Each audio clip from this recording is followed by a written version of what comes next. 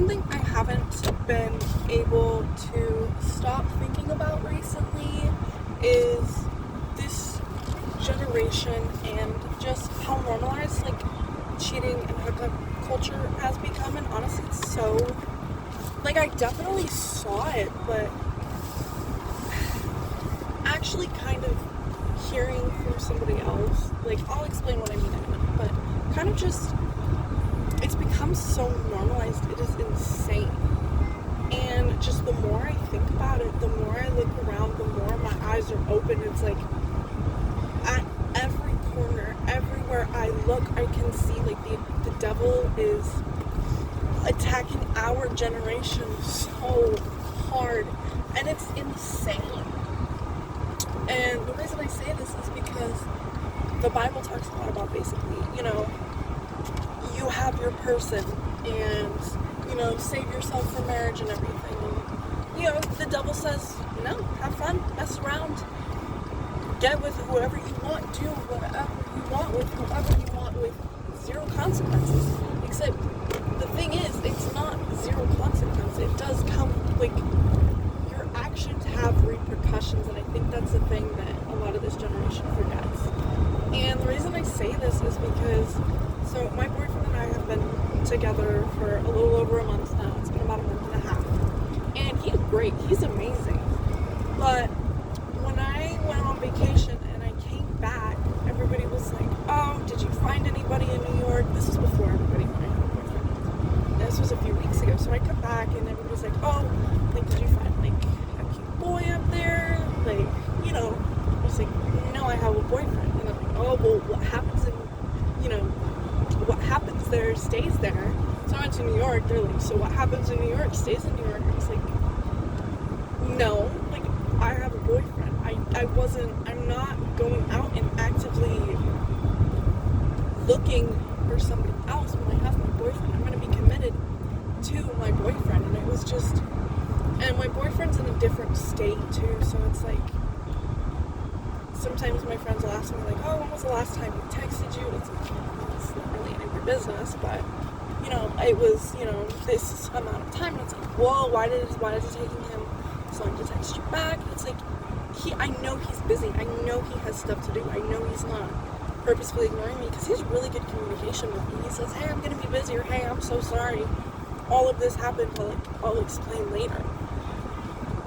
But everybody else is like, oh, he's definitely cheating on you, he definitely has another girl, and it's like, he's not in the same state as you, he'll never have to know. It's like, why is that so normalized? Why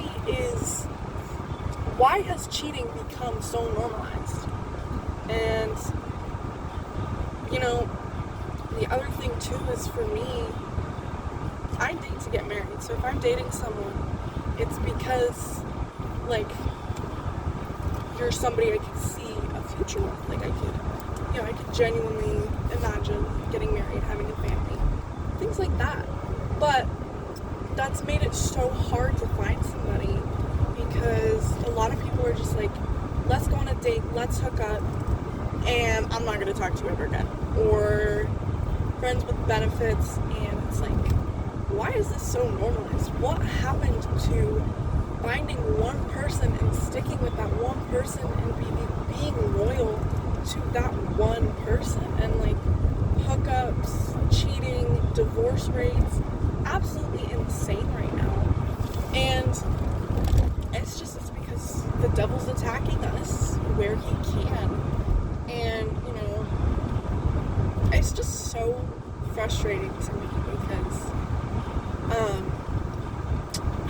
it's like, I don't know, it frustrates me. It really annoys me to see, two people who are together, and it's like, oh, this person's not making me happy anymore, so instead of leaving them, I'm going to cheat on them. I'm going to go hook up with somebody else, and I'm going to go do something with somebody else, rather than leaving them. And we're all so focused on chasing these highs, like, literally and figuratively, like, oh, I need a new relationship, oh, I need a new this, new that, new whatever it may be, that we can't seem to settle anymore. We can't seem to settle down and just stay there and commit. Like, this entire generation has the worst commitment issues I have seen can't commit to a job, can't commit to, I say this as a person who's dyed my hair multiple times, but like, can't commit to a hair color, can't commit to a style. And, things like that aren't as big of a deal, but it's like, can't commit to a relationship is crazy. Like, why, instead of leaving, you'd rather risk than finding out that you're cheating on them. And, I don't know. It's just so frustrating to me. This generation is so focused on moving quickly, finding the next high, that we never take the time to slow down and look at what's really going on around us. And again, it's like the devil's attacking us at every opportunity he gets. And it's not hard because he hits us where we're weak. In church today, we were talking about like pride and things like that, and it was like